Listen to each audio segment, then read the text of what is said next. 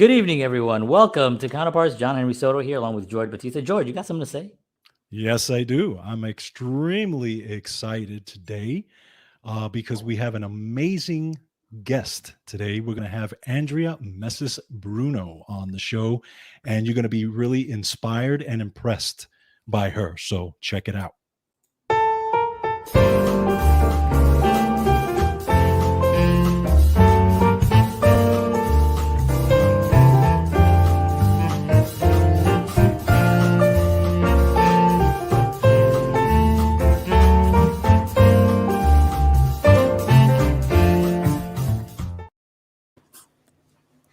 Sorry. Cool. All right. Well, thank you, everybody, for tuning in. Appreciate y'all. George, why don't you bring up our guest? And we are so excited to have her on here. We're going to be talking a lot about everything that we're passionate about here on this show. So we're excited. Yes, absolutely. So let me just give her a little intro here so people know a little bit about her. Okay. So Andrea Mesis-Bruno, by the way, her entire career was forged by taking big risks on a road rarely traveled by women. Starting from graduating second in her class at the police academy to providing a safe environment for 9/11 survivors in the days and weeks after their escape from the towers. Today, as president of her own company, DNA Construction Advisors, Andrea and her team offer a comprehensive suite of business development, sales, marketing services to developers, property managers, and contractors to allow them to level up their marketing and business strategy and scale their approach across the market. But Andrea also was recently recognized on the 2022 Women in Construction feature by the New York Real Estate Journal, and she has also been named one of New York City's notable Hispanic leaders and executives, and we are absolutely excited to have her on the program. Yay, Andrea! There she is, Andrea Mesis-Bruno. Thank you so much for coming on. Thank you so much for being on. That was wow. Should you be on here with us? I feel like it sounded fantastic. Yeah. Thank you so much for being on. This is going to be a great conversation. I'm going to have George actually I know he has always prepared questions. I usually kind of go on the flow and like to kind of like mix it up. So George, why don't you start us off and then we'll get started. Absolutely. So just a little backstory. I've known Andrea now for the better part of maybe 15 years now. Yeah. We worked together at the Sorry, Andrea. I know. I'm sorry. Yeah, I know. But we worked together at the same company back in those years, and it's interesting. It's not a surprise to me that you now have your own company and that you're very successful. Okay. It's not a surprise because I remember you back then being very driven. I remember you being a complete go-getter, just no nonsense, thinking out of the box, that type of thing, which is something I actually, very much admired about you. So tell me, how did that attitude start? Did you always have that attitude when you were young? Did you develop that as you got old? Was that instilled in you? How did that work for you? I think it's a mix. I think other people saw it in me before I saw it in myself, if that kind of makes sense. I just wanted to make everybody happy, like born people pleaser, and wanted to do everything as best as possible. Just give it to me, I'll fix it, I'll figure it out. And I didn't realize that I was built to be an entrepreneur. My dad was, always owned his own company. A lot of my family members own their own companies. My grandfather was one of the first Latino-owned companies in PC boards for back in the 70s, right? Wow. So like before, computer technology was really a thing, he was innovative and, he was successful in that. And I didn't even realize that back then. I was just like, I just want a salary. I want a consistent salary, maybe a corporate card that I can take people to lunch with. I never wanted to have the risk that my father went through, right? Mm-hmm. And then, I kind of was just thrust into it because I had kind of outgrown all of the positions that I had been in. And I was destined for more, whether I liked it or not. And then life happened. Yeah. I think that also happens with entrepreneurs, isn't it? Like they want that security to start off with. They know that they have a vision somewhere. It's not really formulated yet, but really that you're a moron. Well, you're an idiot. Yeah, exactly. Nobody likes you. Yeah. I'm not talking about Michael. I like him. The funny thing is, I was just honored in Cranes, like you said, and I quoted Michael that if it was, thank God for the leader that let me make the mistake over and over again, right? Absolutely. That takes a strong leader, and I'm so grateful to him to this day. Because that was a tough job. I was there for like 8 years. My son was like 3 when I started working there. He's 16 now, and I still call upon him to say, "Am I doing it right? How's it going? Like, can I come back?" And he's like, "No, you can't fucking come back." Like, please. And he's like, "Keep going." So it's amazing how you look back and you see. But towards the end of my career as an employee, it wasn't working anymore. It wasn't. And a lot of it was ego. A lot of it was my ideas were too big. Just stay in your lane, do what I'm asking you to do. Keep all those other ideas away. We don't need you to do that. Yeah. And then now they're like watching and they're like, wow, I really should have let her do that for me. That's awesome. I love that because it's sort of it's that nice payback, but it's not like a mean payback. It's sort of like look, this is what I brought to the table. You didn't see it, unfortunately, and now I'm doing it. And you know, and that it could have been for you. Sorry. Right. Exactly. So what really kind of fascinated you about that industry now, the construction industry and that whole thing? So while we were working together, I was in the guard industry, building services, and I was thrust into, giving somebody a project because Andrea was an overachiever and a people pleaser. They gave me like a whole company and a whole division of a company, and we're like, figure it out. And I was like, I have no idea about any of it. They're like, it's okay. If anybody's going to figure it out, it'll be you. And I got into security technology, and the security technology was a product, and for so many years I had been dealing with a person, right? The commodity was a security officer, right? And people are flawed, all are, right? But when I got into a camera and a turnstile and access control, it was something that if you followed the instructions, it would work, right? Absolutely. And I loved the completeness of it. Right. And then I was like, wait, you could also do HVAC, you could also do plumbing, you could also do sprinklers. Oh wait, I could do all trades. And I got just such the interest in construction because of the tangible I expected outcome that I couldn't get in the security industry, right? It was a flawed product because people and the resources are always challenged, right? So I loved having like a more controlled product. Absolutely. It's one of those things where you see the vision, and it actually even keeps you up at night, right? You're like, oh, I could do this, I could do that. And then when you start building it little by little, oh, I can do this part, and I can bring in this part. Right. And all of a sudden, before you know it, you have this huge thing going on. Yeah. And the wonderful thing. I'm sorry. Yeah, no, go ahead. It happened very organically because when I was working for one company and I was entertaining clients and I was on the business development side, I would get these other contractors that would call me and be like, hey, do you want to come to lunch with me and so? And I'm like, sure, my company's happy for it. They don't have to pay for that golf outing or that whatever. And it was because I had the relationship and the rapport. Exactly. And they wanted to capitalize on the relationship and rapport because the commodity isn't always construction or a product. It's how you can connect with a person. Because in construction, you have to trust people that give you multi-million-dollar contracts because they could lose their job if you fail. That's right. And I was the one that always blood, sweat, and tears, whether it was Hurricane Sandy or a transit strike or a blizzard. We all came into work at 5 a.m. We had no choice. We were like little brainwashed, like minions.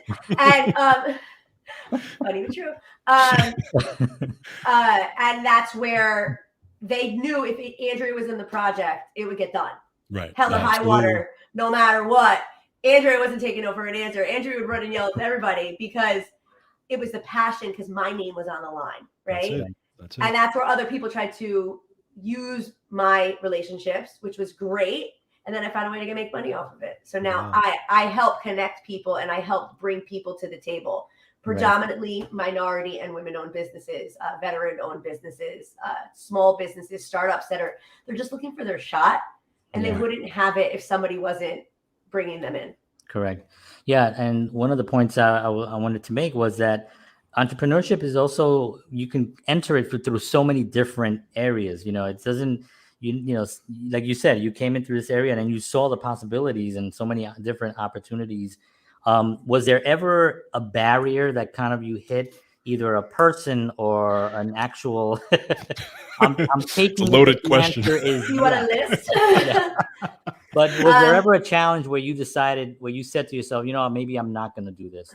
How close did you come Regularly, to regularly. Yeah. I still Wow. say it regularly.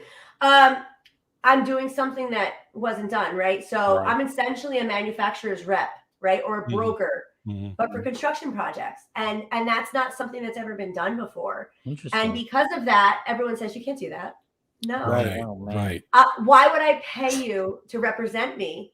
I'll pay you when you get me the deal. And I'm like, well, no, because there's a price of doing business and it's a service. And if I'm going to represent you, you have to have skin in the game. I'm not Yep. going to just trust that when the $5 million purchase order comes through that you'll hit me off. Like, that's Right. not a reality, right? There's a big pursuit that goes into cultivating and nurturing those relationships and those projects. And I get paid for the nurturing and the cultivating. Right. And that's the bigger percentage of it, is actually that part of it. That's the part that they don't have. That's why they're paying. Exactly. And that's the part that they don't see either, because Right. I have to meet with some property managers or some contractors multiple times before they'll even give my clients a meeting. Wow. Look at that. They don't want to know a new guy. They don't want to switch their electrical contractor to somebody because I say they're really nice. Please give them a shot. Right. They say, like, I'm not interested. And then Right. I have to pitch it to them. I have to sell them for Right. them before they get to go to the lunch or the golf outing or the PowerPoint presentation, lunch and learn, whatever. Right. Because there's all this behind the scenes that creates the interest to even give them a shot, Right. Awesome. Amazing. But what's even more amazing about it to me is that not only are you succeeding in what we could say is a mostly male dominated industry, right? Yeah. But it's also generational, right? Yeah. Because the Nailed it. the parents bring the kids into I it. call it the Lucky Sperm Club, where no, My it's new a term. t-shirt. I use it frequently. It's like, yeah, your dad was probably salt of the earth, amazing, hardworking, amazing, dedicated tradesman, right? That built an amazing business. But you probably went to Ivy League schools and then just decided you wanted to take over daddy's business one day. Mhm. And now everybody has to deal with you. Right. Right. Exactly. And you might be a watered down version of the original. And that's just fact. Right? So I nailed it. Amazing. Sorry. Truth bomb. Mic drop. Yeah, no, it's definitely that. And you're also dealing with however they thought their privilege should be viewed. Yeah. So they probably are looking at everyone else. Well, I am the boss now. This is just Okay. And that If you say so. alone, and that alone is a nightmare. Well, because I respect New York City construction is an institution. I respect every bit of it. I love the history that goes behind every amazing portfolio manager I know talks about when they started as a helper, and then they became an engineer, and then they became a chief, and then they got the property manager job, and they always talk about the cleaning company that had their back when they were learning the ropes, right? Everybody came up in this business, and every property manager started as an assistant, they became an assistant property manager, up to where they're at now. And they all remember where they came from. And that's a beautiful thing. And my business is named DNA Construction Advisors for DJ and Andrea, because I'm building this for him. Nice. And I can't wait for him to be a Lucky Sperm Club. So I'm good with it. I just don't, I want to make sure everybody kind of remembers who earned the seat, right? Right. And make sure that they're earning their seat on their own merit as well. Right.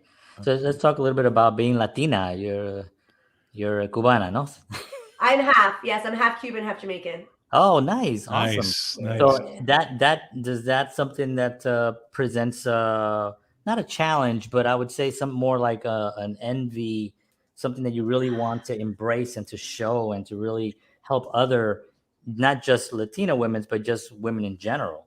Yeah, I don't speak Spanish.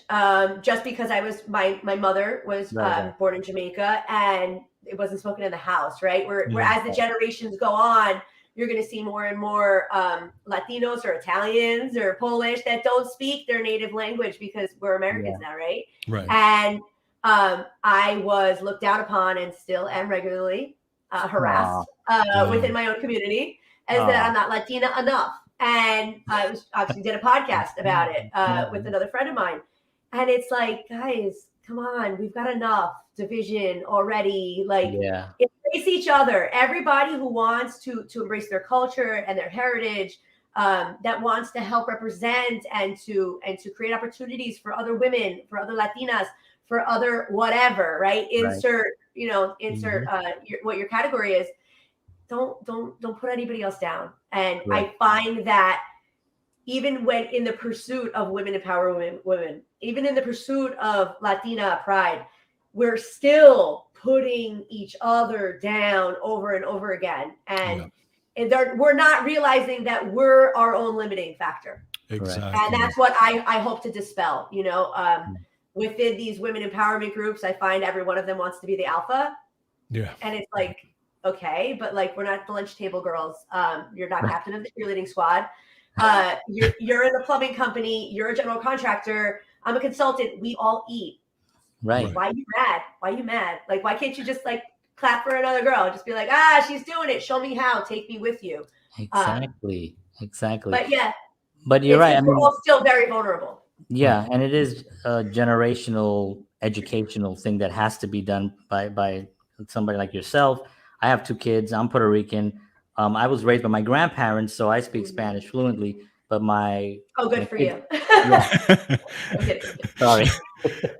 But my kids don't, and I don't speak it in the house. My wife doesn't speak Spanish, and but we don't even talk about that because I don't want my daughter or my son to grow up thinking that they're anything other than what they are. They were born in America and they have the same opportunities as anyone else. And I think it's important that we really break that away. You know what I mean? The fact that I speak Spanish doesn't really mean jack, really, in the big scope of things. I like it because my work and stuff like that, I can do stuff. But other than that, it's not any reason to look down at anyone else. Like, I would never look down at my own kids. Yeah, I mean, I co-wrote a book, Today's Inspired Latina, with a group of amazing women, and it's part of a series. And one woman that I was so proud to tell her, because she's a Latina in our industry, she's like, "How could you do that? You don't even speak Spanish." And then I had an Italian girl that I knew, and she's like, "But you don't speak Spanish. Why are you in Cranes?" And I said, "Do you speak Italian?" And she's like, "No." And I'm like, "You don't see how ridiculous that is?" Hello. We're doing this still? I don't get it. Okay. Wow. I was told once that they were like, you weren't from the Bronx. He said, you're from Montclair. I guess Montclair, New Jersey is, I guess. I live close to Montclair. It's pretty nice. It is nice. Yeah. They said, "No, you're from Montclair," and I took that as sort of an insult, like, because I don't know what a Puerto Rican is supposed to sound like, but apparently I don't sound enough Puerto Rican for them. So within the Latino culture, it's which country you're from. If you were born in Puerto Rico or you were born in New York, because then you're Nuyorican and you're not. So the I don't know how to say it in Spanish. You probably do. It's like not from here, but not from there, right? Like but it has that. You know what I'm saying? Yeah. There's an expression, and it's like no one. Everybody makes you feel like she's not whole, And it's like, guys, get over yourself. Like, I'm cool with myself.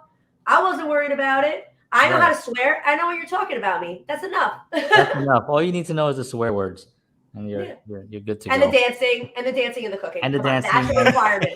And the food. That's where I food. Yes. If you cannot cook and you cannot dance, then you're really just Then it's.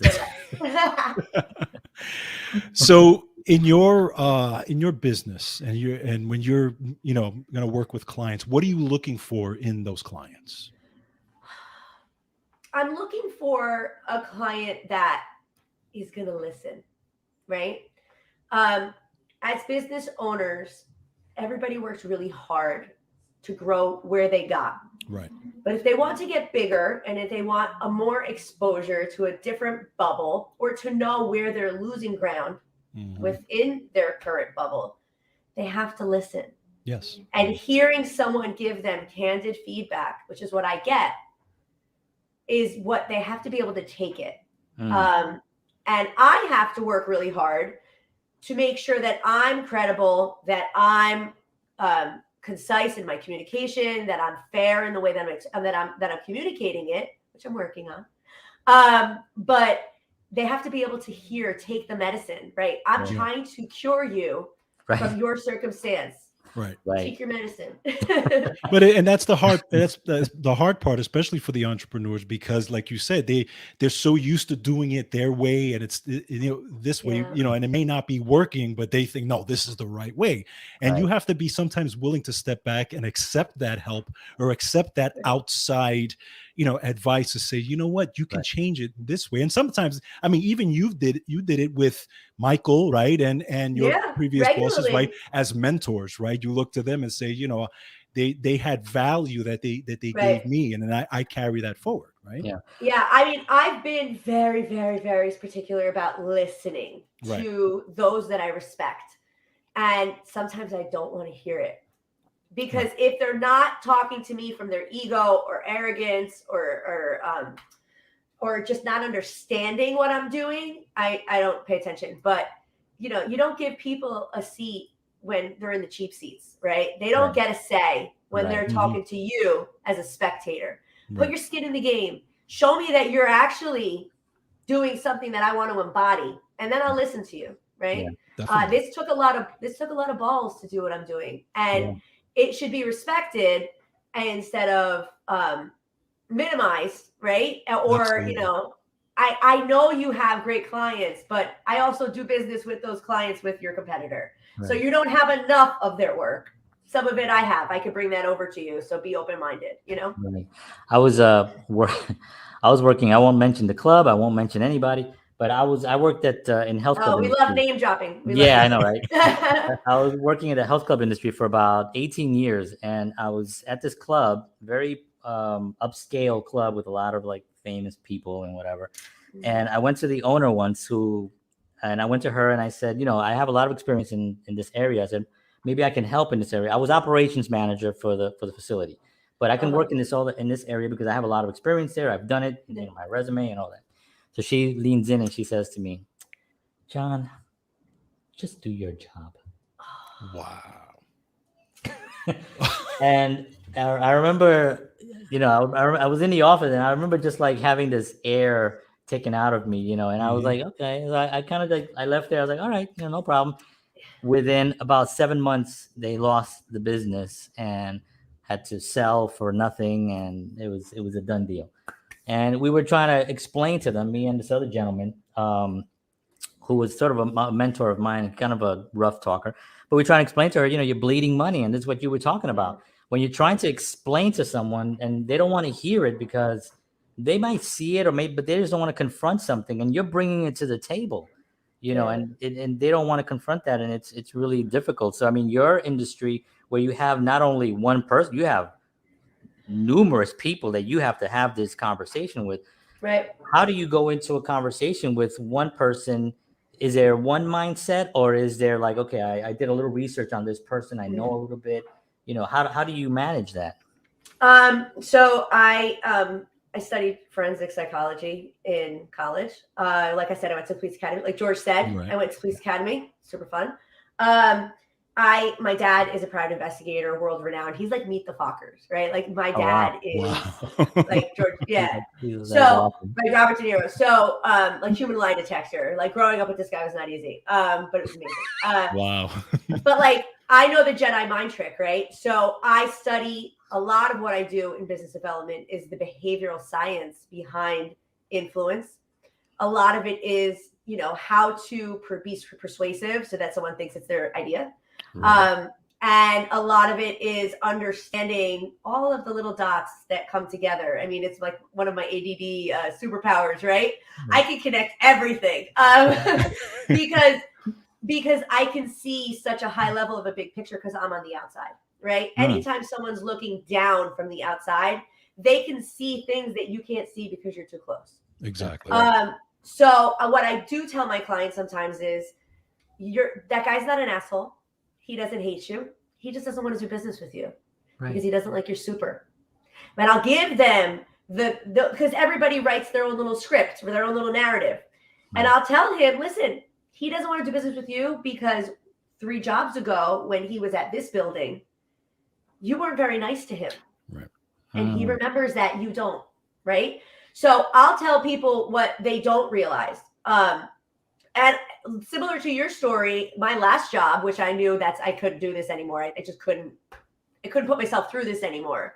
I came with a marketing strategy for the owner of the company that I was working for, and he told me to stay in my lane. Just go sell. Look at that. And I wanted to stay in my lane. George, you know me, George. Right, like the cartoon character. Head for the hills. Could you imagine? He's seen me lose my temper before, and it's like, you tell me to. When someone comes to you with a well thought out, passionate offering that is, as the VP of client development, their job, right? You tell them to stay in their lane. Like, what kind of leader is that, right? Like, who would do that? That's not a someone leader. Who came with initiative, right? That's not a leader. That's just a boss. And That's no a one, boss. and you could quit a job from a boss, but you never quit on your leaders, right? And that's why years later, I'm still looking back to the people that I found to be leaders in my career. Yeah. But it makes you also a better leader for the folks that are in your company now, right? Yeah, because you're seeing what not to do. Exactly. I know, but I'm still me. I always said I'm self-aware. I'm very self-aware. I've had some tough bosses in my career, and I always said I wanted to be nothing like them. Right. And I see it now from a different lens. Sure. In a lot of ways, because I think sometimes I'm too transparent and I'm too diplomatic with things when I should just be a boss. In a little bit, you're not everybody's friend. Sometimes people aren't gonna do for you like you would do for them. I know what I did during Hurricane Sandy. I know what I did, but on 9/11, and I shouldn't expect that the people are going to do the same because they're not built like me, right? And I think that's been one thing I've been really learning is, I'm like, how could they do this? How could they be so lazy? Or how could they not see the opportunity in front of them? But you know what? Some people aren't going to see it. Some people aren't going to work as hard as you, especially when it's your business and it's your name. Exactly. No one's ever going to work as hard as you. That's right. For what is yours.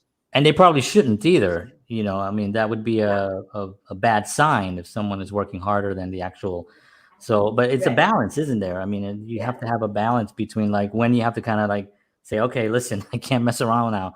This is serious now. This is my last story because I promise I won't cry. But I had one boss there was 2 people that were coming in like hungover. They were my bosses. So they were giving me a lot of shit. So I went over to the boss and I said, listen, I want to talk to you about something. I'm having a little bit of difficulty. If you can be in all the meetings that we're having, that would help me a lot because then it'll be clarified. That was all I asked. John, I don't want to get involved. That's between you and them. I really don't want to be. I was like, all right, fine. They shut down. And they had like 5 clubs that they shut down. So I was in this industry for a long time, seeing a lot of people make a lot of mistakes, and a lot of what you're talking about is just so spot on. Yes. And the balance that you need to operate, man, that is just a everyday balance that you have to kind of check yourself and be like, okay, I got to give this person a little bit of a tougher talk because it's going to burn me at the end. Yeah. And I always started by like, this is going to be awkward. Like, let's have a tough conversation. Yes. And I think that's something that's been really powerful.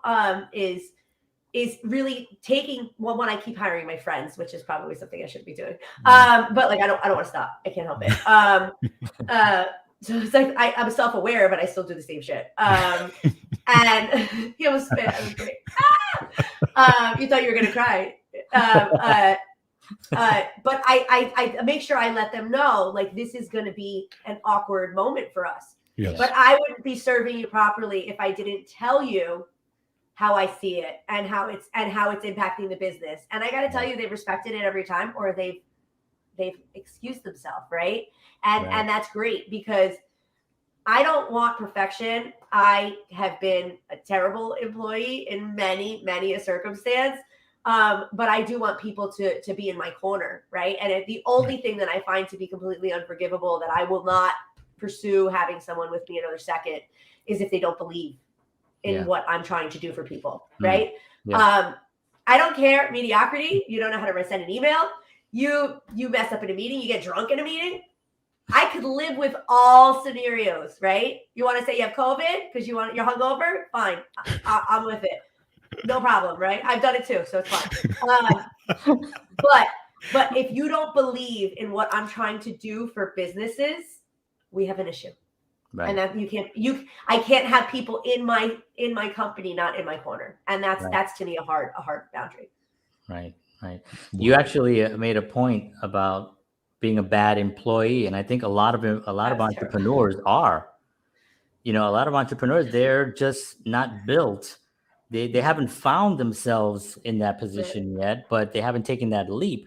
But they've become not great employees. I know that for a fact, for a lot of things that I've done as well.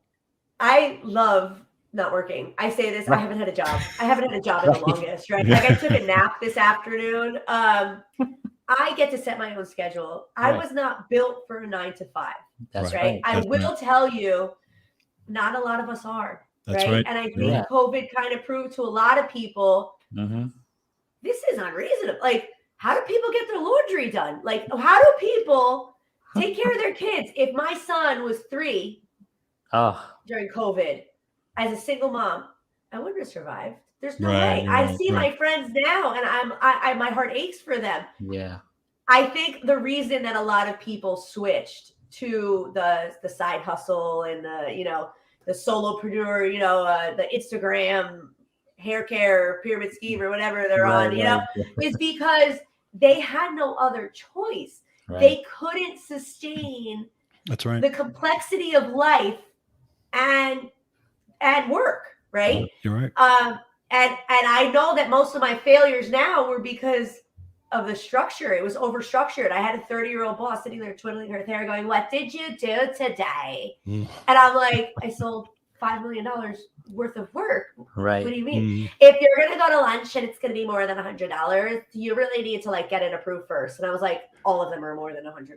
I don't know what to tell you. Yeah. Like, what am I supposed to take the guy for a burger at TGI Fridays? Like we're talking about multi-million-dollar deals. Like, we went for a deal. It's the way that corporate America has overly structured so many of their businesses that they've just completely sabotaged creativity and the intelligence of their labor pool. Yeah. And being smart during the pandemic yourself, right? That's what allowed you to navigate through that whole piece, right? Well, I was able to have a 30-minute conversation with a business owner, just brainstorming, like initial call, and I completely pivoted their company. Just off the top of my head.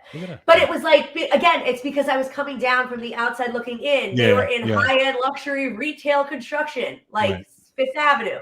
Right. That shit was boarded up at that moment, right? There was no retail, and there was riots everywhere. I was like, pivot. Yeah. Right? As a struggling single mom who did nothing but make miracles, right? I used to call it the Christmas miracle every year. How did I pull off getting my son the exact Christmas present that he never thought I could have afforded? Wow. It was a Christmas miracle, right? Right. COVID came, and a lot of people, the Lucky Sperm Club mostly, didn't know how to struggle. They didn't know how to face adversity, and Latinas and those from humble beginnings and single moms, we did it every day. That's right? Yeah. So this was our Super Bowl, right? We were built for this shit. We knew how to just pull off miracles every day because we'd already been doing it for so many years. There you go. Correct. I think George and I, me personally, I did better during COVID. I'm with a real estate agent in New Jersey. I'm in Nashville now, but that just dried up. And I had a little production company where I was doing videos, content, and social media for small companies. That dried up. So then I was just like, all right, well, I got to figure out something else. And it gave me so much. You're right. We're not built to do first of all, that's 40 hours. That's not counting the Which is a commute. lie. Which is a lie. Yeah, It's right, never right, 40. exactly. We remember we did not work 40 hours. That's just BS. And then there's the commuting and all that stuff. And I think a lot of businesses now, because of COVID, realize, you know what? We don't need to have 400 employees with the space that we're paying hundreds of thousands of dollars a year to house them. We like everybody in their office. We're in commercial construction in New York City. So I think everyone should come back. Yes, Go back to the office to see your friends, because that water cooler ain't going to tell itself jokes. George and I wouldn't bond this way without having been in the office together. So yes, exactly. Exactly. George, why don't you take you mentioned you mentioned Instagram. Talk a little bit about the social media component of all this. Oh yeah.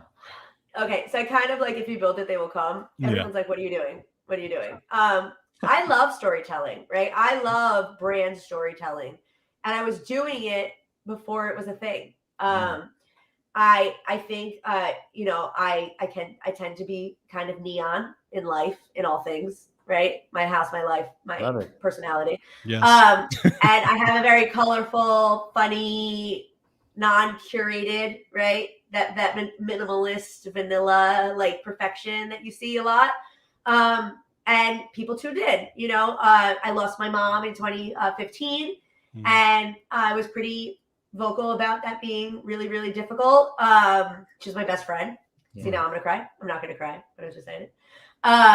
And that journey that I went through, I think people saw a realness and a vulnerability that people identified with, right? And it made people feel closer. People feel close to see that I'm a single mom doing some pretty cool things for my kid. And since my nephew now lives with us, and now I'm getting married, and I have a rescue pit bull, and people then feel connected, so that I run into someone and they're like, I can't believe DJ's got his permit. And I'm like, do they have a son or a daughter? Because I don't know, because some people they don't share.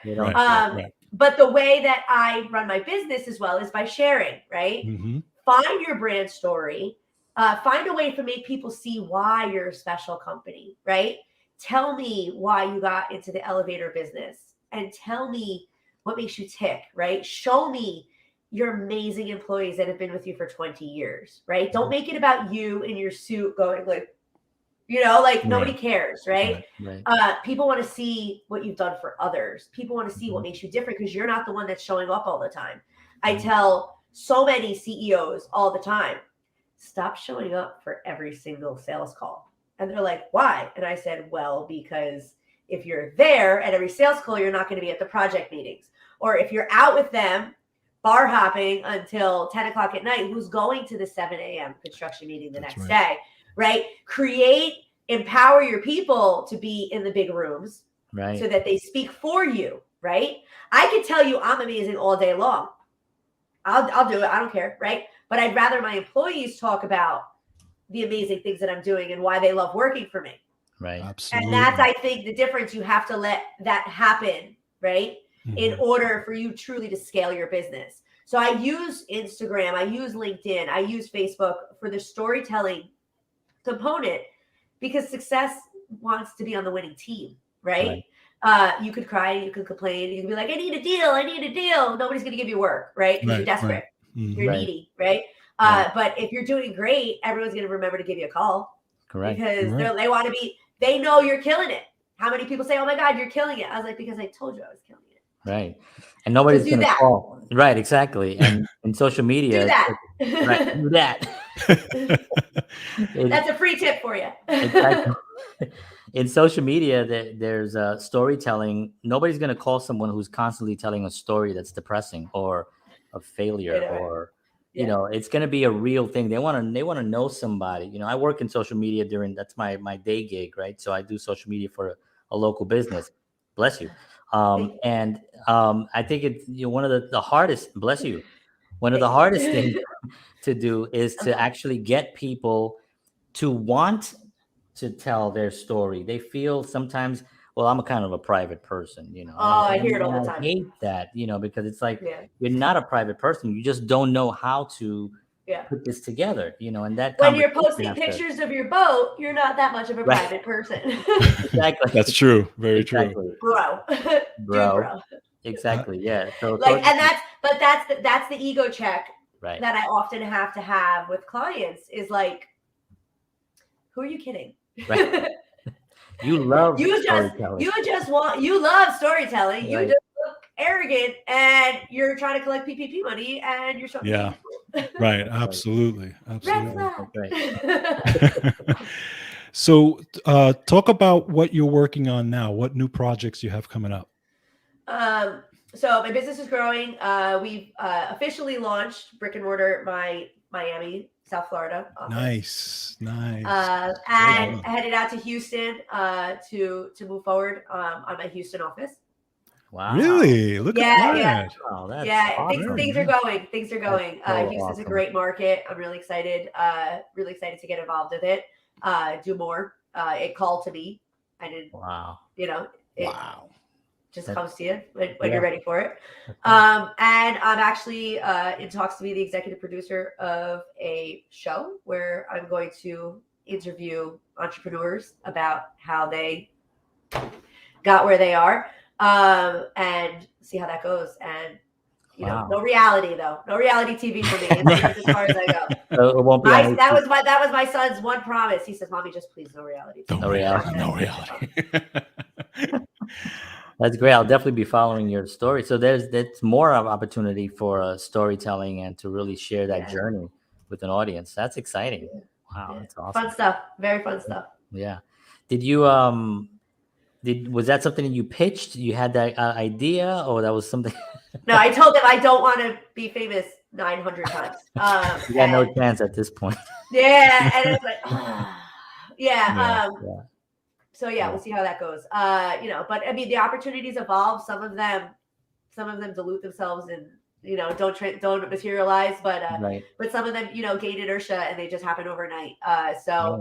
It's exciting, and the charity work that I do is super important to me. I think it's been one of the biggest driving forces for me is being involved with Maestro Cares. I sponsor a boy in an orphanage in Puerto Rico, Ponce, Puerto Rico. That's one of the most fulfilling things that I've ever done.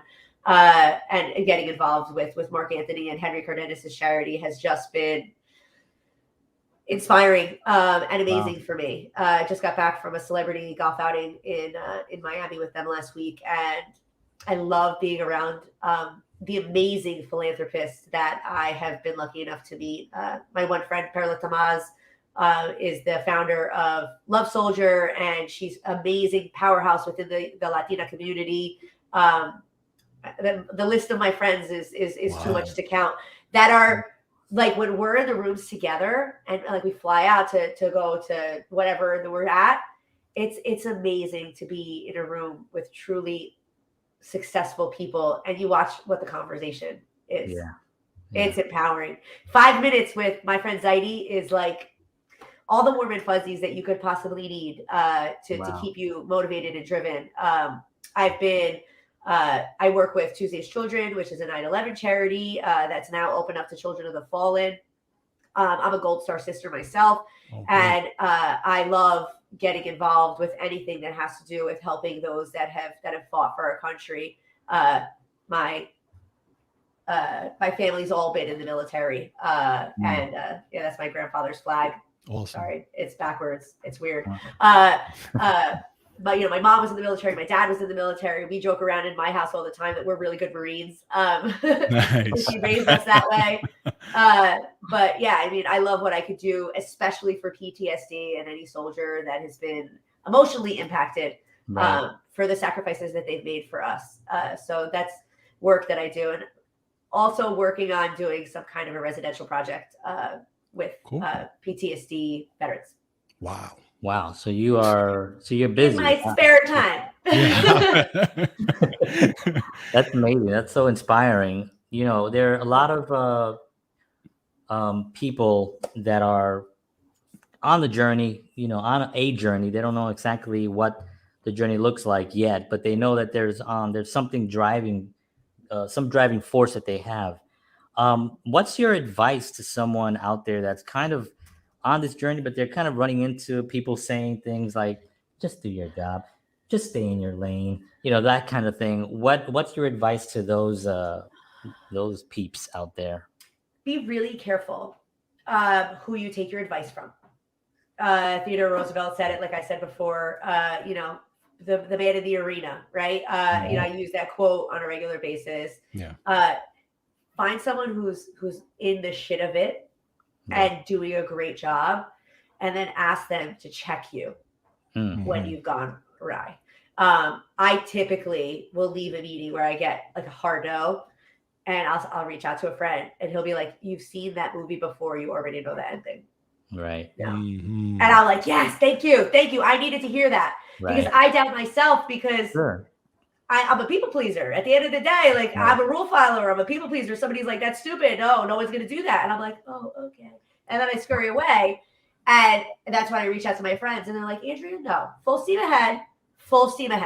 Right. They just don't want to pay you. Right. And they want to see if you know how much you're worth. Right. You know how much you're worth. You didn't pull that number out of nothing. You know how much you're worth. They're just trying to see if you know how much you're worth. So find somebody that you could really, really, really trust and ask them to make a commitment to you. Oh, that's Listen, I'm going to be a little needy. Right. I'm going to need some help here. Right. Yeah. Because you don't want to be an energy vampire. Right. You want to make sure that the person is down for the job. Sure. And make sure that you're checking in with them. And that they're telling you what you don't want to hear and that you're listening. And that you provide value to them as well to get more energy, to build that energy. You're not saying, I want your energy. You're saying, I have energy. I just need to direct it in the right way. Can you help me direct this in the right way? Right. And, you know, and if there's someone that you can trust, then that's a good way to go. I love that. That's awesome. That's awesome. Absolutely. We're doing this now, George? Yes, we're doing this. We're doing this. Thank you. Thank you. Thank you. We could do this. We could do this. We could do all the emojis. So when you're juggling so much, what do you do when you say, okay, you know what, I'm gonna chill out I'm gonna give myself an hour and I'm just gonna do something that I enjoy? I either take a nap with my dog right there. Okay. I love classic rock. I Nice. and I love a good dive bar. There's a country bar across the street. I sent my nephew to go work there because I just want to be regular. It's pretty amazing. It's like Coyote Ugly. I love that in my hometown, there's an amazing classic rock bar that is my home base. It's my grounding point. Like the owner gives really good hugs, Rich Hempel, and I had my birthday there, and it was amazing. Oh, wow. And I love that because it reminds me of my mom a lot. I love to just be with friends, and I like to be a potato. You know, like those little Instagram memes. I'm a potato. Yeah, I'm a potato there. Who's your number one in classic rock? Leonard Skinner. Nice. Nice. All right. I'm an old lady. Old lady. There's a great documentary on Netflix. I don't know if you've probably seen it, but on Leonard Skinner. It's pretty very cool. The last concert I saw before COVID was Bob Seger, and nice. It was amazing. I was by far the youngest person there. I was the only one that wasn't stoned, and it was like I just sat there and I cried, and the guy was like, "Are you okay?" And I was like, "This is amazing." And he looked like he was a hologram, like he had died like years ago, and they were just oh my god. Yeah, it was awesome. That's so cool. Yeah, I mean, George and I, we love classic rock. Also, that was part of our our whole thing that we got sucked into that whole world as musicians growing up, and that's it. We were gone. So much better. I love music. Yeah. I love music. Yeah, they don't make it like that anymore. No, John and I did a whole show on that. How the old music is killing the new music, actually. Yeah. Statistically too, not just our opinion. Right. This is awesome. Wow. We are really privileged and honored to be able to talk to you and to get your your viewpoints and to get your insight into not just the industry but just life itself. Yeah, I mean, I didn't really talk about work very much. No, but that's the whole thing, and that's why we love doing this show, because we know the work that's behind there. There's a lot of work, and there's a lot of the knowing this and the everyday stuff, but there's also this side that people don't see. And it's the challenge. But people don't show, right? Because show, everybody wants to be curated. Right. Everybody wants to be like, somebody said this the other day, and I was so sad for her. Beauty is seen, not heard. And I was like, ooh, boo, get a brain. Like if I only had a brain, like, and I'm like, come on, girl, like. That's so bad. You could be seen and heard and respected and have a voice that's strong. I'm not a feminist. I'm not an angry. I'm not a man hater. Like, I think women are mostly women's own worst enemy when it comes to empowerment and diversity. Right. But have a voice, right? Yes. Like, you only have this one life to live, and if we've all learned anything, it's like life is super short. Right. Boom. And it's way too short for bullshit, like for fake nonsense, right? Instagram has been destroyed by this, by the filters and the this and the that. And trust me, I use a filter. I'm 41. I get to use a filter. I earned that filter. But people don't want to show like that their house is messy. Like, life is life. Life is relax. Life. That's it. Relax. Don't put so much pressure on yourself. Yeah.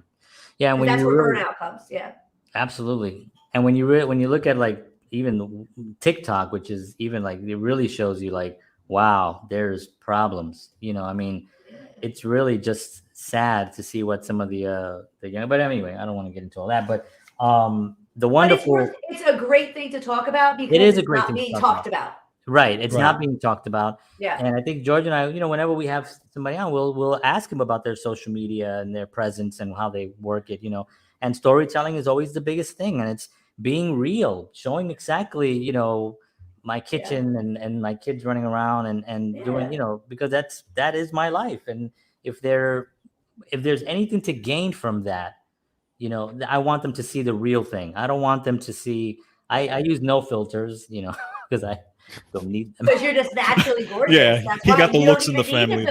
Yeah.